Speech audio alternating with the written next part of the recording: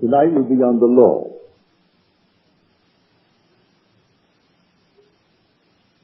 I think you'll find it a very practical evening. But remember, you are the operant power. It doesn't operate itself. But all day long, whether you know it or not, you are operating it. Nothing appears to us in perception which cannot be duplicated in fancy. Consequently, the world perceived always resembles our private fancy, and is therefore, as far as the evidence goes, imaginal in character. Here we are trying to find the cause of the phenomena of life. What makes things happen? Why is that one poor and that one rich? Why is that one known and the other unknown? And why is one this and the other that? And yet we are told in Scripture there is only one cause, only one God. Hear, O Israel, the Lord, our God, the Lord is one. There aren't two gods, there's only one God. So we have to find out who this one God is. If I should speak to you now and say, and speak of your God, the chances are, and you can give it any number you want, 1,000,001 or trillions in one, that hearing the word your God, that your mind will instantly think of someone or something external to yourself. I do not care how you form it, but you will think of God, your God, as external to yourself. But if I spoke of your imagination, I am certain you will think of no one but yourself. Could it be that your imagination is the God of Scripture? If you read Scripture carefully, you will find that it is. There's only one creative power. We are told in the 32nd chapter of the book of Deuteronomy that I, even I, am He, and there is no God beside me. I kill, I make alive, I wound, I heal, and there is none that can deliver out of my hand. From this we see that the creative power of the world, the creator of the world, is like pure imagining in ourselves.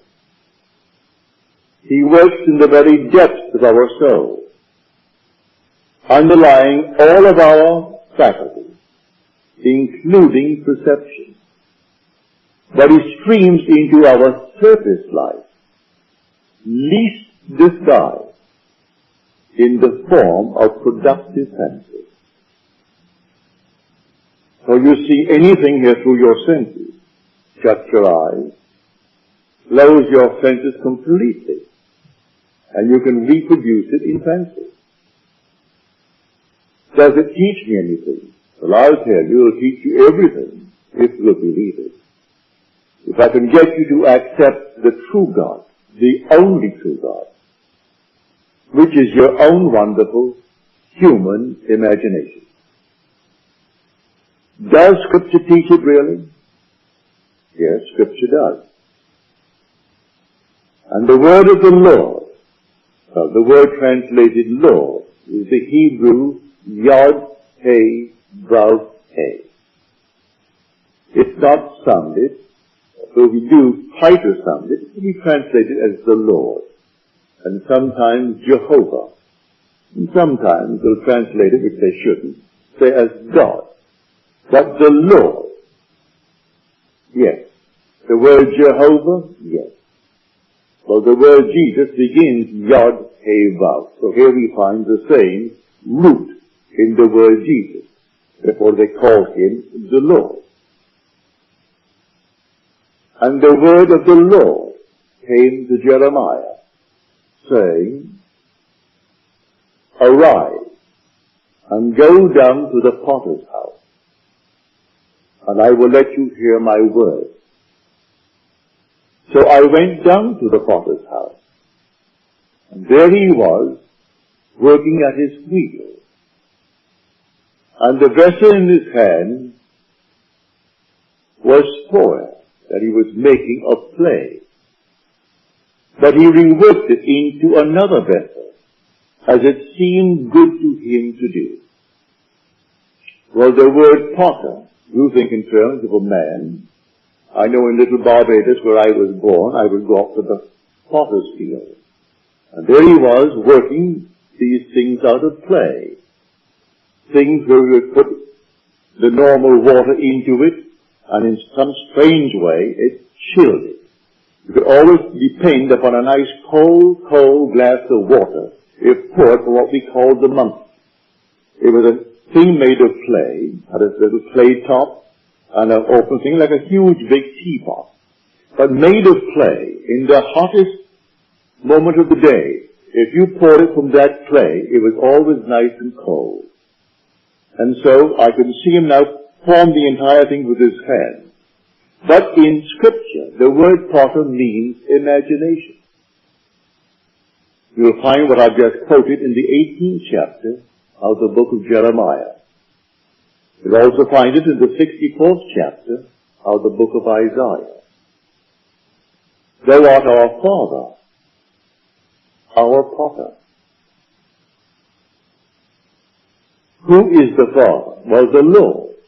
Well, the true translation of the word Lord, which is Yod He Vav He, is I am.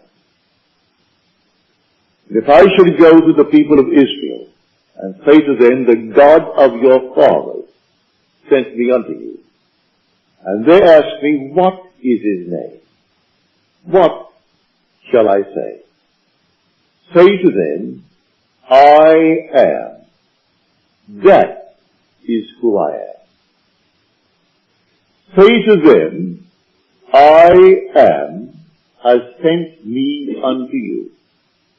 Not the Lord has sent me unto you, or Jehovah has sent me unto you, or Jesus has sent me unto you, for these always fix the mind outside of self. But say to them, I am has sent me unto you. If you want to know his name, just say, I am, that is who I am. That is my name forever. And by this name I shall be known throughout all generations. But man will not bring himself to believe that that is God. He will not bring himself to believe that his own wonderful human imagination is God. And that is God, that forms everything in this world. There isn't a thing that you now see in the world but what it was once only imagined. The image preceded the objective fact. So objective reality is purely produced through imagining.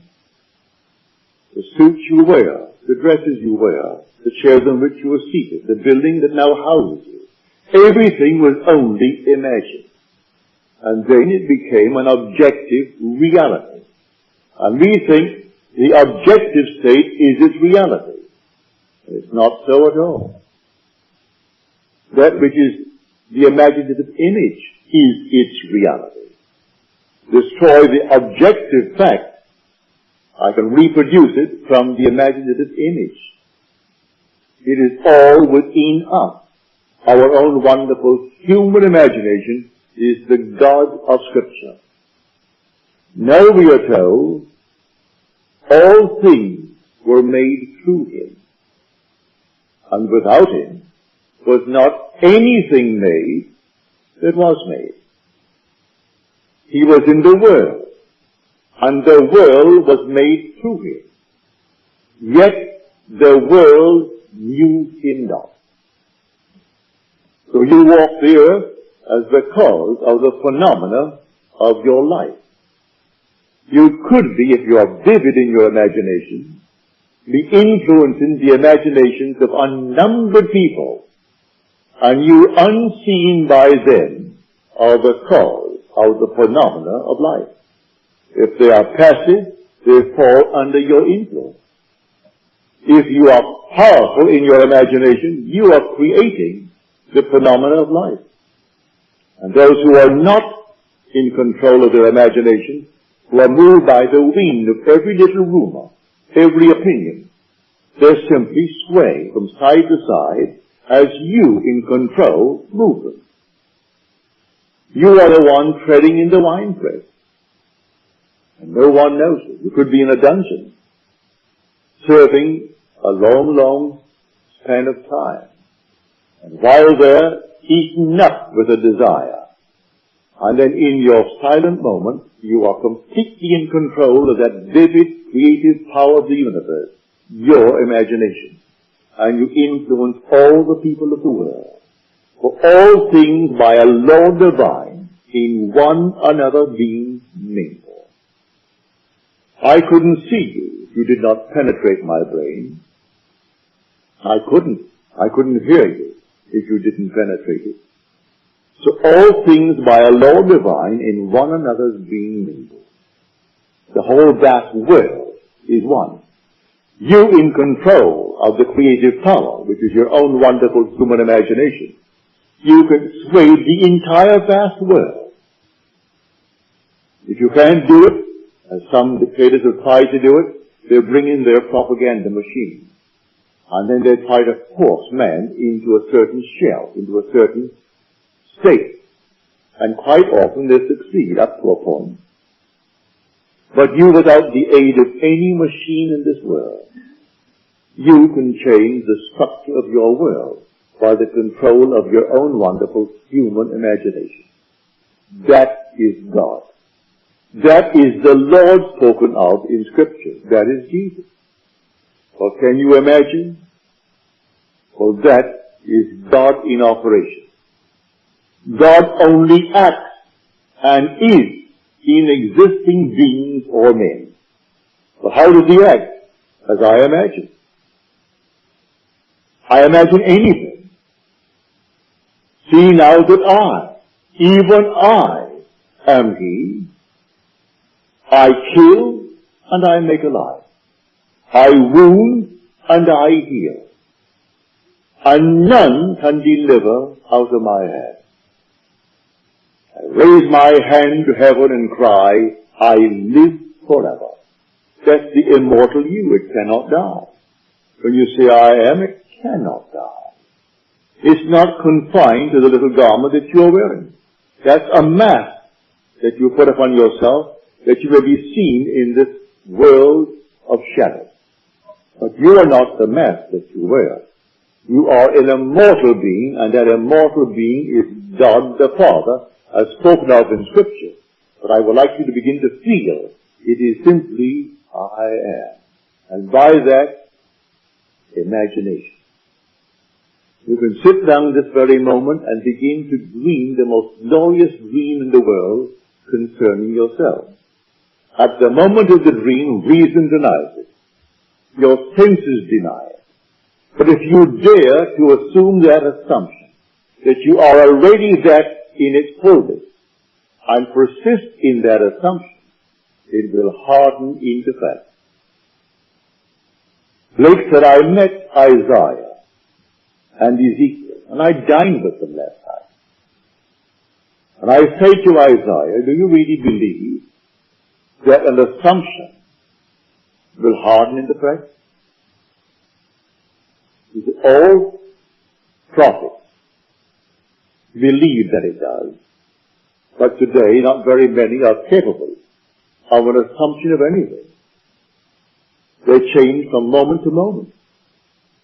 If I could dare to assume that I am what at the moment reason denies and persist in my assumptions in a way that I do not know and I need not be concerned about, it will actually find the necessary means to externalize itself within my will. That I know from experience, and Scripture teaches it from beginning to end. This is the law that came after the promise. The promise came first, and that is irrevocable. No one can fail in the fulfillment of the promise. You will awaken one day as God himself, and you will know it. That is the promise. But while we are moving through this vale of tears, we have a law. And the law is the law of assumption. If I dare to believe that what I have said will come to pass, and not question it, well, go your way, it will come to pass. Here's a simple thing. My father, in a little tiny island, it's only 21 miles long by 14 wide. That's where I was born.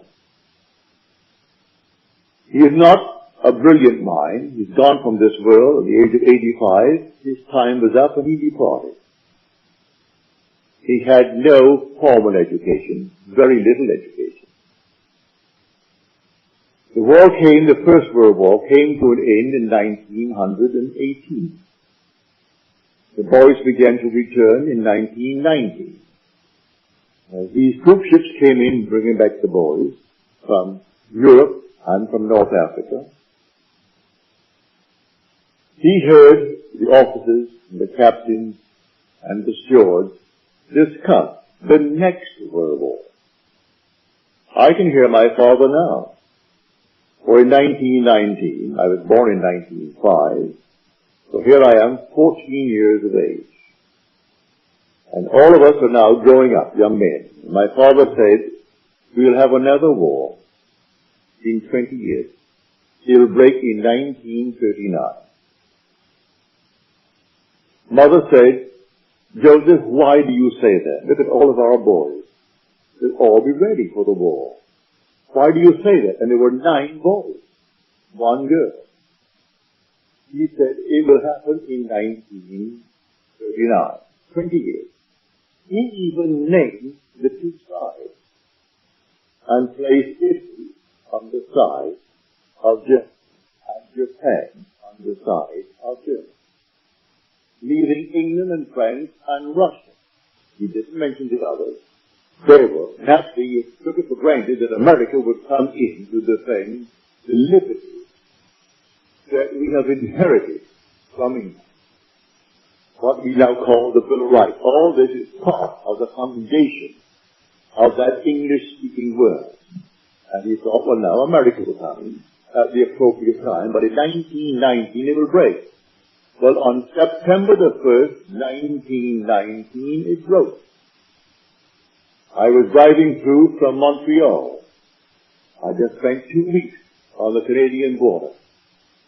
Went into Montreal, and I had, well, champagne and stout. It's a delightful drink, by the way. And so I had a few of those, and we got into the car and started back, and on the way back, here comes the radio, and here's the news. England has just declared war on Germany. Germany moved on Poland, England had a treaty and declared war. That was September 1919. Now my father was not a prophet, but he firmly believed in his assumption. He was treading the winepress in this tiny little island called Barbados, 21 miles long by 14 at its widest point. So you don't have to be in a palace. You don't have to be in the White House. You don't have to be in any prominent place or the Vatican. Someone in a dungeon this night is treading the winepress. And who knows what's going to happen when she has tread the winepress.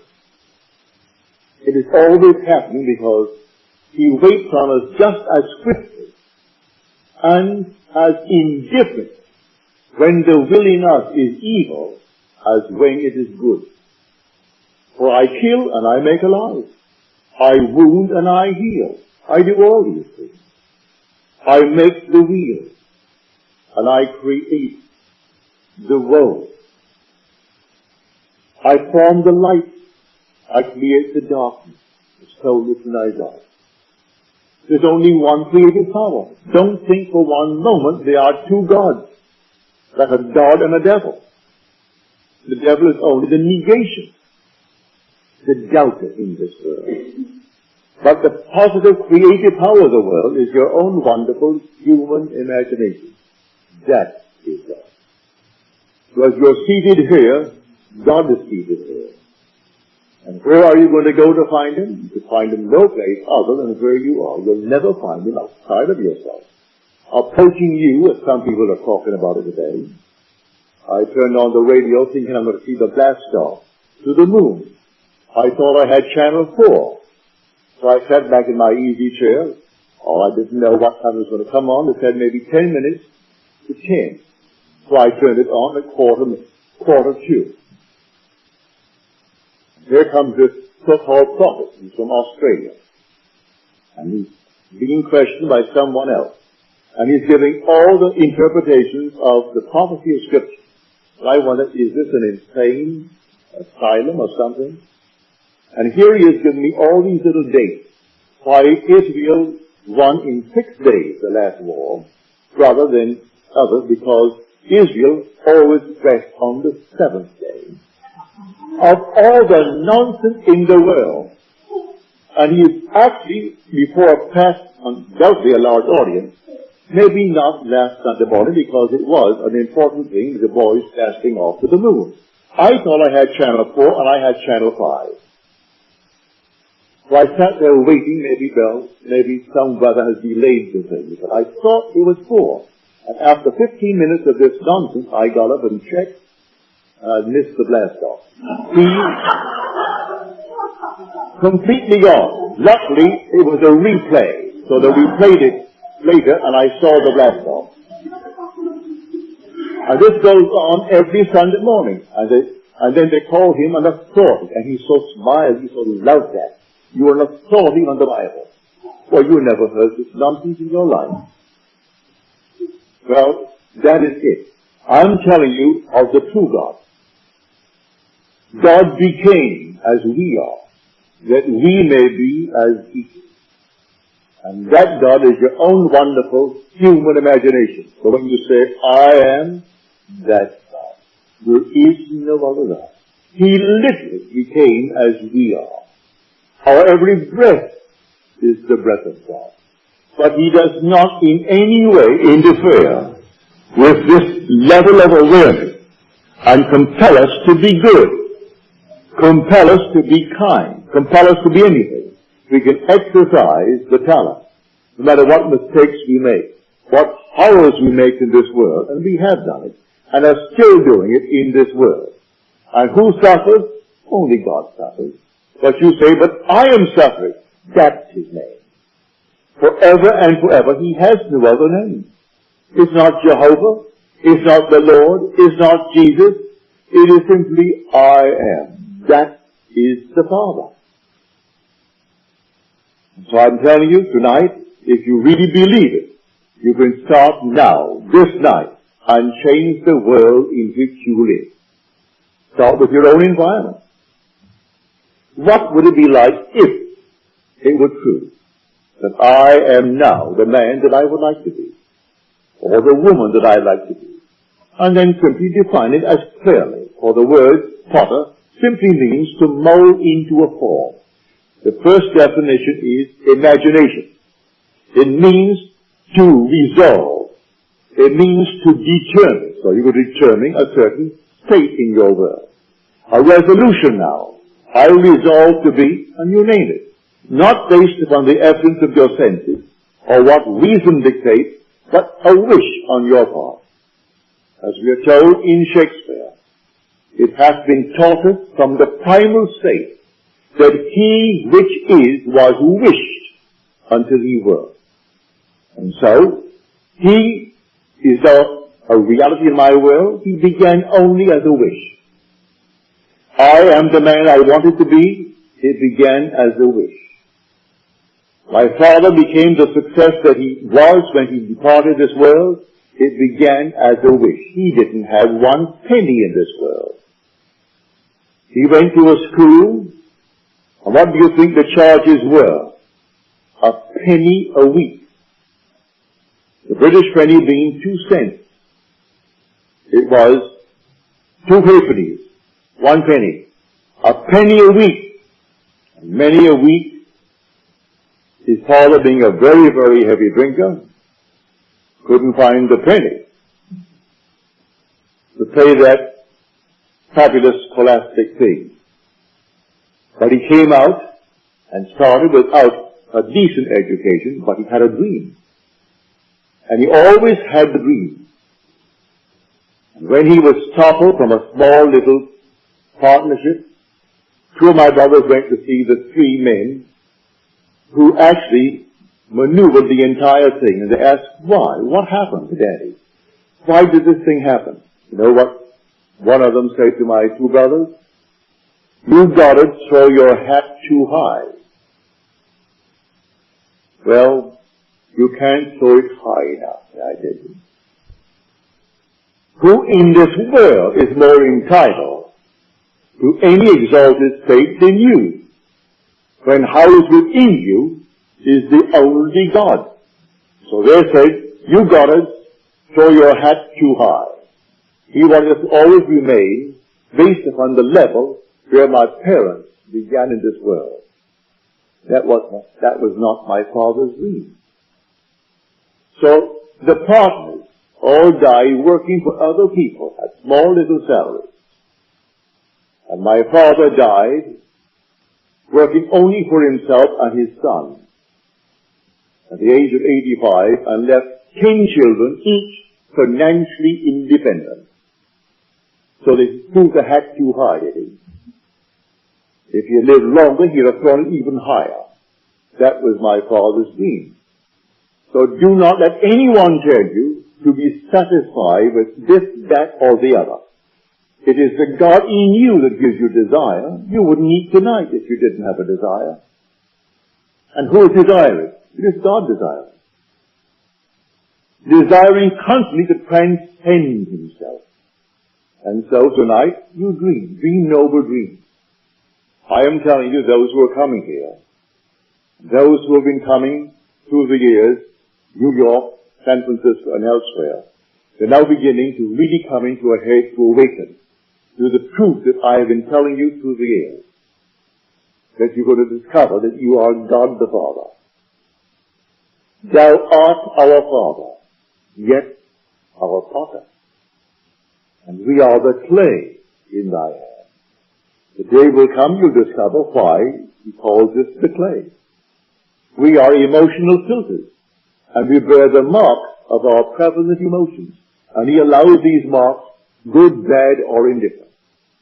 He does not in any way dictate what I should entertain as a thought. All right, entertain it. So I want to feel sorry for myself and go out and eat worms. Go and eat the worms. Have some more. That's exactly what he does to all of us. No compassion whatsoever. Not to think for one moment that he's going to stop you in the act. He allows you to completely run your own world, as it were, and make all the mistakes in the world. Thou hast delivered us into our iniquity. And the word deliver in Greek, in Hebrew, and in Latin means to melt. He has melted us and melted us into our iniquity. So we are so much a part of it, we can't even separate ourselves from these infirmities. He allows us to be delivered right into our iniquities, as told us in the 64th chapter of the book of Isaiah. Read it carefully, and you'll see this vision that possessed these men who were qualified to hear from the depths of their own selves. Well, they heard it as adumbration. And then came the understanding of these shadows, these foreshadowings. And the day will come that everyone in this world will discover he is God the Father. And because he is the father, then there must be a son. And that son is David. David is the Christ spoken of in Scripture, but man doesn't know that yet. I am telling you from experience, I know it. And one day you're going to actually see the Christ who reveals you as the Lord, who is the Father. So David is called, not in Scripture, that the thing is going dead again. Alright. Is it not back? Is it back? Yeah. So I'm telling you, there's only Father and Son in this entire wonderful story. Well then, who then is this David that is the Son? David is the sum total of all the parts that the Lord, I am, has played.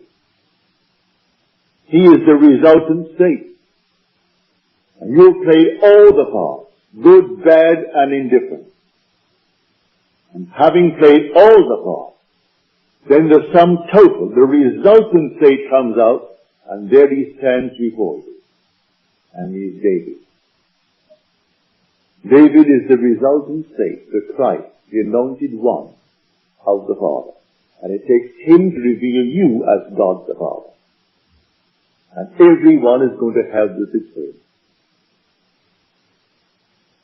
There's a lady here tonight who had this experience back in November.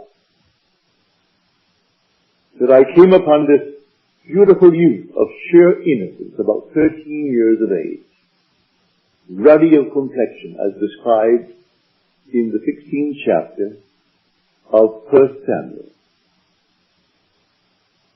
And he came to me and he said, "You are in the fatherhood degree." And I said to him, "How do you know?" He said to me, "I know. I know." And then the vision faded. Then she said, "I had this experience. I saw 3 men walking towards me. They were all with a heavenly smile on their face. As they approached, they so resembled each other they could be triplets. They could be brothers, but triplets. They were so completely alike as they approached. And one had an infant wrapped in a blanket. And he came towards me and placed it in my hand. And I took the infant, and I knew it was my child. Now 2 days prior to this experience, lying on my bed, I saw these heavenly colors of, well, purple, sort of the amethyst color. And then as they faded, it formed into the most wonderful, brilliant star. I'm looking at the star when suddenly the whole thing faded, and 2 days later came these 3 messengers bringing the infant child. Well, that's told us in the book of Genesis. Abraham sat in the heat of the day, as he sat in the tent, and 3 men appeared to announce to him that he would be a father. In spite of his advanced years, and Sarah has ceased to be with her after the manner of women. This is all beautiful imagery. It's all you. You are the Abraham. You are the Sarah. And the Isaac is the child that is given as a sign of your birth from above. And so here she had the most marvelous experience. She knew the child was hers, and 3 messengers, so alike they looked like triplets. And then the star that preceded the entire thing by 2 days. And then the youth, who said to her, "You are in the fatherhood degree." And when she asked, "How do you know?" he replied, "I know." And then affirmed it by the second statement, "I know." So I tell you, the law came after the promise. The promise is something that you cannot lose. No one can lose it.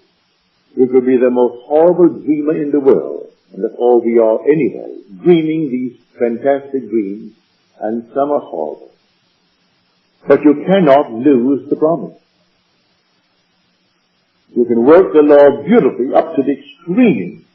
Does not mean in any way you're going to earn the promise. The promise comes in spite of your use of law. But while we're in the world of Caesar, why not understand the law and use it wisely? Every moment of time you must be watchful, aware of what you're imagining. The try to change circumstances before you change your imaginary activity is to struggle against the very nature of things. Because your imaginary activity is actually producing objective reality. And so until I change that which is the cause of the phenomena of life, I'm going to reproduce the same thing in my world. So start tonight to change it by changing the imaginary activity. So here, Prophet said, and I think it's a very marvelous statement that he made, the secret of imagining is the greatest of all problems, to the solution of which all should aspire. For supreme power, supreme wisdom, supreme delight lies in the far-off solution of this mystery. There are so many facets to it. Here I stand, and I say I'm all imagination. But am I really here based upon the evidence of my senses? Can I not block out what my reason and my senses are dictating and be elsewhere? Can I not imagine myself to be elsewhere and view the world from there? Instead of wanting to be there and viewing it from here, which tells me I am not? Well, try it. You can be any place you want to be in this world. Man must be wherever he is in imagination, for man is all imagination. So I will simply imagine myself to be elsewhere, if that's where I want to be. Or to be other than what I am, if that's what I want to be. And view the world from that assumption. Go forward and prepare the place. He says, wherever the sole of your foot shall tread upon, the same gave I unto you. Wherever the sole of my foot treads, he gives me. For they don't remain here all the time if I want to be elsewhere. And the elsewhere need not be spatial. It could be in a financial manner. It could be in a social manner. It could be in any manner. And so I would dare to trade on a different level. I would dare to assume that I am that which I want to be. I'm treading on it. And I must be wherever I am in imagination, for I am all imagination. Man is all imagination, and God is man, and exists in us, and we in him. The eternal body of man is the imagination, and that is God himself. The divine body we call Jesus is your own wonderful human imagination. And you beat him morning, noon, and night by the misuse of your imagination. He bears all the stripes of man. But he is only your own wonderful human imagination. And he is the immortal you. One day he will awaken in you, not as another, but as you. That these fellows go forward believing that some strange thing is going to happen, and he's going to come out of the clouds and shake their hand. They'll wait forever. When he comes from within, because he is within. Do you not realize that Jesus Christ is in you? Unless, of course, you have failed to meet the test. Examine yourself to see whether you're holding to the faith. Jesus Christ is in you. Do you not realize that you are the temple of the Lord and the Spirit of God dwells in you? If he dwells in thee, why look on the outside for him to come? When he comes only to awaken within thee, because he's already within thee. He awakes within thee as the very being in whom he awakes. And then I see confirmation of that when I see the resultant state daily. And it's handsome, wonderful, you never want can paint. Oh, they can attempt it, but you can't paint or sculpt the beauty of David. He's beyond description. Something alive that you cannot describe. That's the resultant state of all the parts that the Lord has played. And who is the Lord? I am He. So you're told you will die in your sins unless you believe I am He. And this doesn't believe in an external God. They'll find it so much easier to stick him on the wall and cross themselves and get London genuflect. That's done. Did it for today, therefore my work today is done now. We'll do it again tomorrow. Meanwhile, I go about my business doing all kinds of nonsenses with my imagination, and I think I serve the Lord. It's not something you do once in the morning before some little thing on the wall. It's something you do 24 hours a day. You carry it right into the dream world with you. And there your reactions are as they should be when you're awake here. If you're completely in control of your wonderful human imagination, well, that's God. That's the creative power of the world.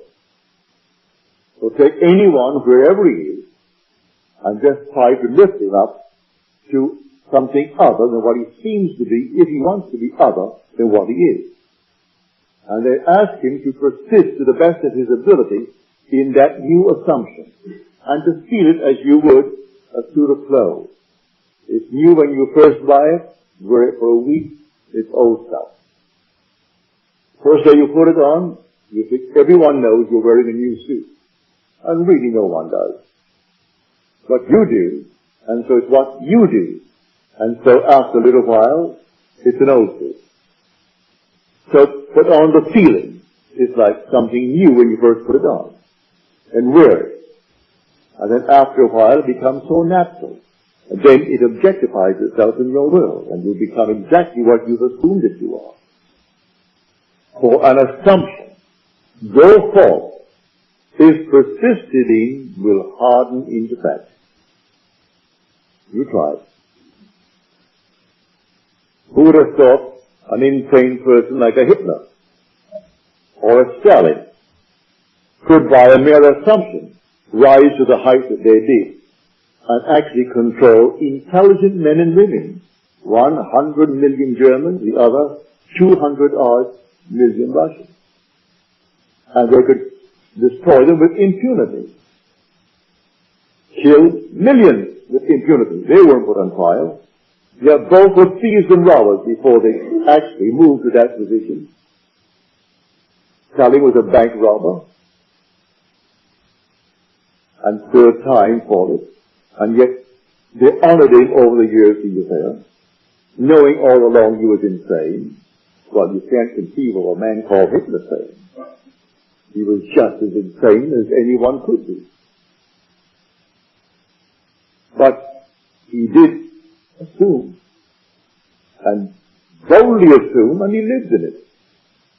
That's what I mean by this strange, peculiar law that kills and makes alive. And it wounds and it heals. It makes the dark and creates the light. It forms the wheel and still creates the road. It does all things, and no one can deliver out of his hand. So it's entirely up to us. What are we going to do with this creative power in the world when we ourselves are that power? You don't say you're going to take it from outside and use it. We are the power.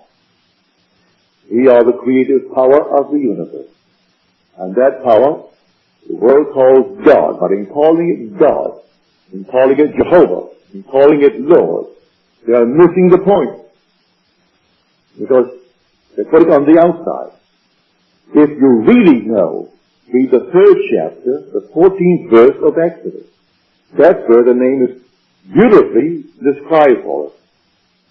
And when I come to the people of Israel, and I tell them, the God of your father sent me to you, and they say, what is his name?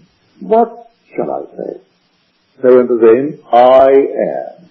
That is who I am. And when you go to them, you just say, I am, has sent me to you. And that is my name forever. And by that name I shall be known throughout all generations. But Israel finds it difficult to keep the king. And so it's always something other than I am. It's so much easier to blame someone other than self for the things that are happening to us. And I point here, there, and elsewhere. I forget what I did in my idle moments. And when the harvest comes up for me to reap it, I deny that I planted these seeds. When on earth did I plant them? Well, if I was honest with myself, I would know. You plant them morning, noon, and night. In the course of a day, unnumbered idle moments catch you thinking all kinds of things. You don't know the people, and they're still reacting and doing all kinds of things.